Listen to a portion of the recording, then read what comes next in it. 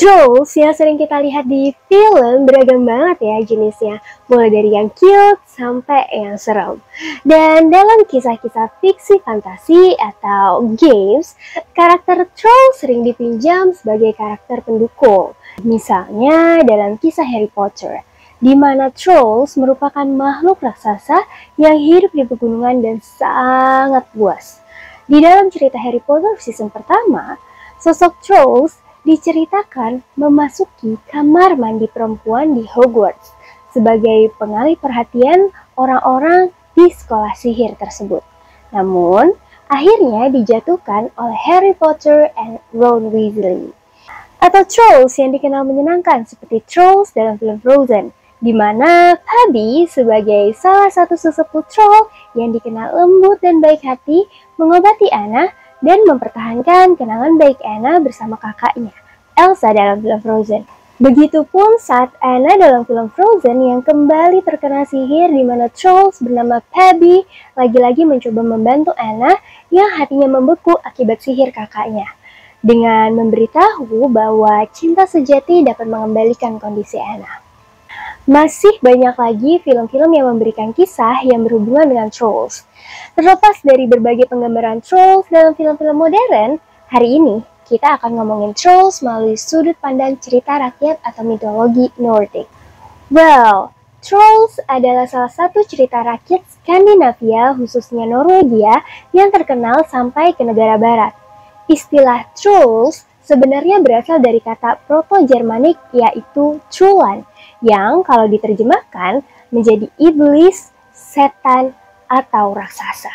Cerita makhluk ini merupakan salah satu cerita yang cukup umum di antara anak-anak dan keluarga, semacam cerita turun-temurun atau menjadi legenda.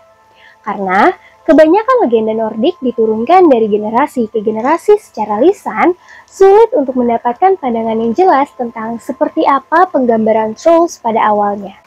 Namun, cerita asal-usul trolls dan kisah trolls dan manusia dapat ditemui pada prosa Edda dan Skaldskaparmal. Trolls merupakan makhluk mitologi Nordik yang digambarkan sebagai sosok raksasa kejam yang merupakan musuh para dewa. Sebagian besar cerita tentang trolls dalam legenda Skandinavia berbicara tentang betapa bodohnya mereka. Trolls dikatakan kurang dalam hal mental dan lambat dalam berpikir, seperti saat mereka bergerak. Dalam dongeng lama, mereka diyakini tinggal di berbagai tempat di Norwegia, seperti di kastil, pegunungan tinggi, hutan lebat, juga gua berbatu dan lereng gunung. Trolls juga dipercaya tinggal di pegunungan Utgard. Troll kecil dipercaya tinggal di gua bawah tanah. Sulit untuk mengatakan dengan pasti, namun mereka sering digambarkan dengan banyak karakteristik yang berbeda-beda. Beberapa di antaranya digambarkan sebagai sosok yang kecil seperti kurcaci dan dianggap penipu yang jahat, dan yang lainnya adalah makhluk yang menjulang tinggi sebagaimana raksasa yang meneror seluruh desa. Dikatakan satu troll terkadang digambarkan cukup kuat untuk memusnahkan seluruh desa, bahkan semua prajurit desa. Secara umum, kebanyakan trolls dianggap sebagai makhluk yang tidak menarik, dengan hidung besar, gigi besar, dan ciri-ciri aneh lainnya.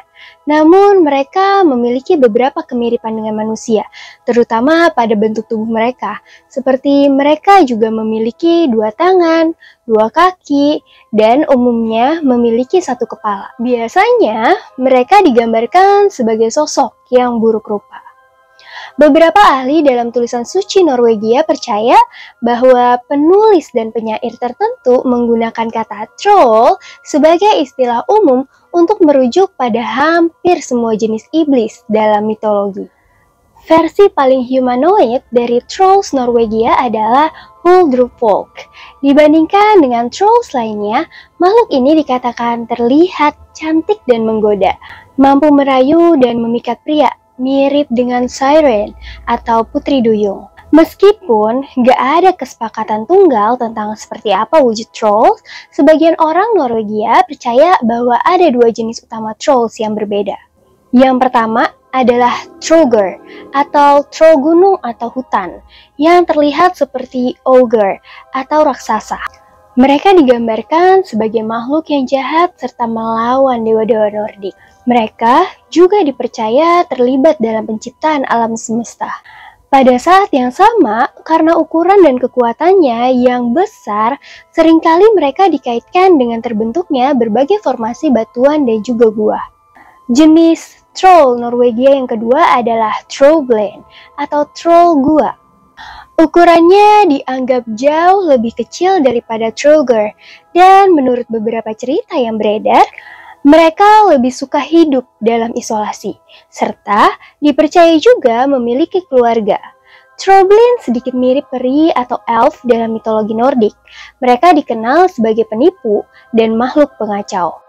Dalam mitologi, mereka dianggap menimbulkan segala macam masalah bagi manusia, terutama saat musim Natal, seperti masuk ke rumah-rumah saat malam Natal dan mengadakan pesta. Nggak kebayang ya guys gimana berantakannya saat rumah yang didatengin sama Trollblane ini untuk ngadain pesta. Ternyata selain Troggr dan Trollblane, ada beberapa jenis trolls lain juga yang dikenal, kayak Dofre Gubben yang dianggap sebagai raja troll kuat dalam sebuah puisi dari tahun 1867 oleh Henrik Ibsen. Selain itu juga ada Huldra yang dianggap sebagai gadis cantik serta menarik yang memiliki ekor sapi yang mampu memikat hati pria menggunakan lagunya. Next, ada Noken, dikenal sebagai trolls yang ganas dan menakutkan yang mirip dengan siren, di mana mereka memikat orang untuk datang ke tempat berair dan menenggelamkan mereka. Dan ada juga Grendel yang merupakan trolls antagonis dari kisah Beowulf dalam puisi legendaris yang terkenal. Selanjutnya, ada Ymer yang dianggap sebagai makhluk terbesar dalam mitologi Nordik. Ada juga Hrungnir, yaitu troll raksasa lainnya dari teks Nordik kuno, dikenal dengan tubuh besar yang suka merusak dan mengganggu ketenangan. The last but not the least, ada Thrym, yang merupakan Raja Joknard yang bertanggung jawab memerintah di Jotunheim, tanah para raksasa dalam mitologi Nordik.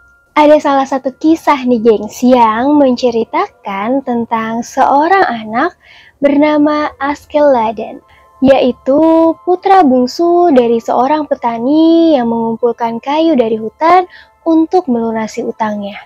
Ketika kedua kakaknya pergi ke hutan dan kembali dengan tangan kosong karena ditakuti oleh trolls, Askeladen pergi ke hutan dengan membawa sepotong keju sebagai bekal agar dia tidak kelaparan.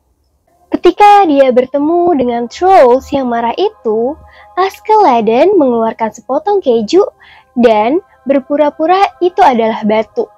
Meremasnya di depan trolls itu sampai air dadinya keluar. Karena itu, troll itu tertipu, menyangka Askeladen sangat kuat, dan karena takut akan kekuatannya yang besar, mereka akhirnya menawarkan diri untuk membantu Askeladen dalam memotong kayu. Setelah bekerja keras, trolls itu mengundang Askeladen ke rumahnya untuk makan.